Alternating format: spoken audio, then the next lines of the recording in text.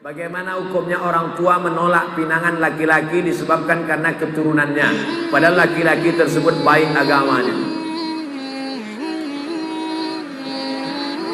Hai para jomblo-jomblo, tenang, Allah bersama kalian. Takbir! Kuat takbir jomblo. Hai bapak-bapak, hai ibu-ibu yang punya anak gadis, dengar baik-baik.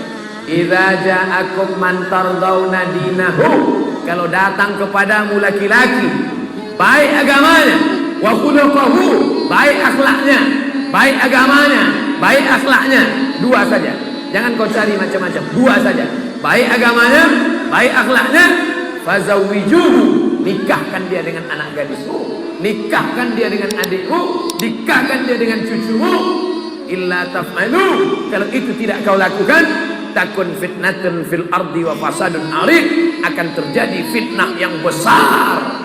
Kalau mahar mahal, maka zina murah.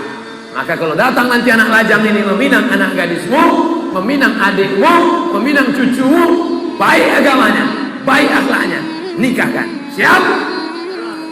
Yang bilang siap itu yang punya anak gadis, bukan yang mau minang.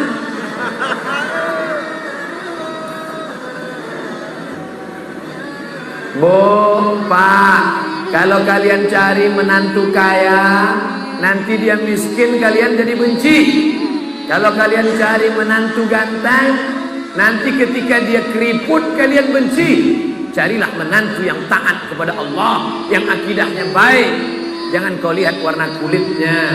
Bilal bin Abi Rabah dipanggil oleh Nabi, ta'al Bilal, aku dengar suara sendalmu dalam surga. Kresek, kresek, kresek, kresek. Bilal itu berkulit hitam, hamba sahaya, orang Afrika Utara. Tapi didengar Nabi suara sendalnya dalam surga. Belum mati sendalnya udah masuk surga. Makanya kalau ada bapak ibu nanti kehilangan sendal, sabar, berarti udah masuk surga duluan. Jangan-jangan sendal saya pula hilang duluan.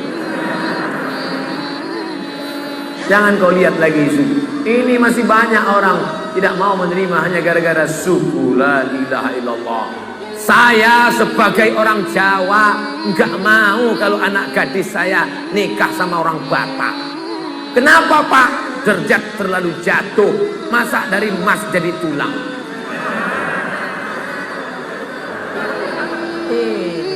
Sampai hari ini masih mempermasalahkan suku lagi. Orang udah macam-macam, udah Nusantara di rumah tuh. Ayahnya Minangkabau, omaknya Mandailing Natal, menantunya pula dari Papua. Udah bercampur, ini masih udah suku.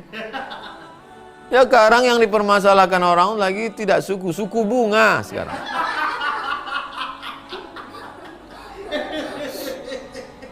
Bu, Bapak, Nabi Muhammad SAW datang untuk menghilangkan kasta-kasta. Ketika Nabi SAW datang, maka saat itu yang paling rendah sukunya adalah orang Habasyah Abyssinia berkulit hitam. Maka turunlah ayat, wala amatum mu'minatun khairum min musyrikatin walau a'jabatskum. Wala amatun, budak hamba sahaya berkulit hitam, mu'minatun, asalkan dia beriman, khairun, lebih baik, mim musyrikatin, daripada orang musyrik, walau a'jabatkum, walaupun dia mengagumkan, kaya, putih, cantik, tapi kalau dia musyrik, bagus yang hamba sahaya kulit hitam.